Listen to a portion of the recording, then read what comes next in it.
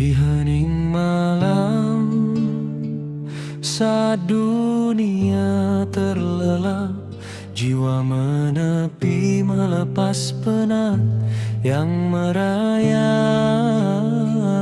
Bukan sekadar sujudnya raga yang tertunduk, namun itulah sejatinya batin yang merendah dan pasrah menunduk. Makom taubat adalah langkah pertama kaki melangkah, membersihkan cermin hati yang berdebu dan gelisah, melepas memohon ampunan Sang Pencipta, agar bening jiwa kembali suci tanpa noda. Lalu melangkah ke makom waro, memagari diri dengan kehati-hatian, takut tersentuh syubhat, menjaga murninya hati.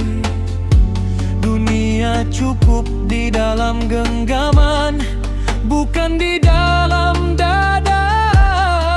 Makan dari yang halal, menjaga martabat seorang hamba.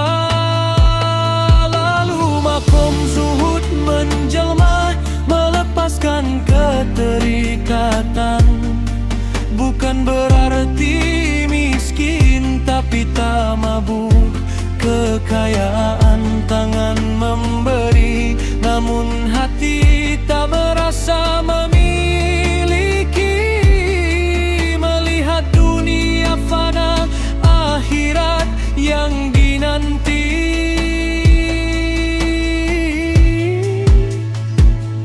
Saat fakir menyapa, tersadarlah diri ini tiada, hanya debu yang bergantung pada kuasa yang esa. Tiada daya, tiada upaya, hanya Allah yang ada, menghancurkan ego, menjunjung Sang Maha Penguasa. Di makom syukur, badai ujian tak lagi goyahkan iman. Ujian adalah jamuan penyucian jiwa untuk melaju ke depan, menahan lidah dari keluh kesah, menahan hati dari segala murka, ridho dalam pahit, tenang dalam duka. Tawakal menjadi sayap untuk terbang ke langit, menyerahkan hasil setelah usaha melangit. Tak cemas akan hari esok, batin yakin janjinya Allah yang Maha Rohim. Hati tentram di tengah geburan ombak dunia yang limbung.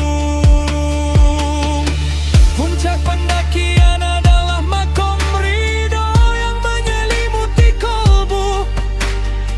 Tak ada lagi tanya, mengapa kau buat aku pilu, sebab sudah sadar itu semua skenariomu.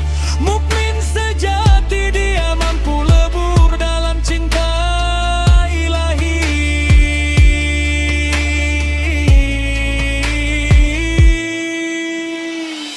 Inilah makom, jalan sunyi para kekasih, tunduk taat pasrah dan tulus berserah diri.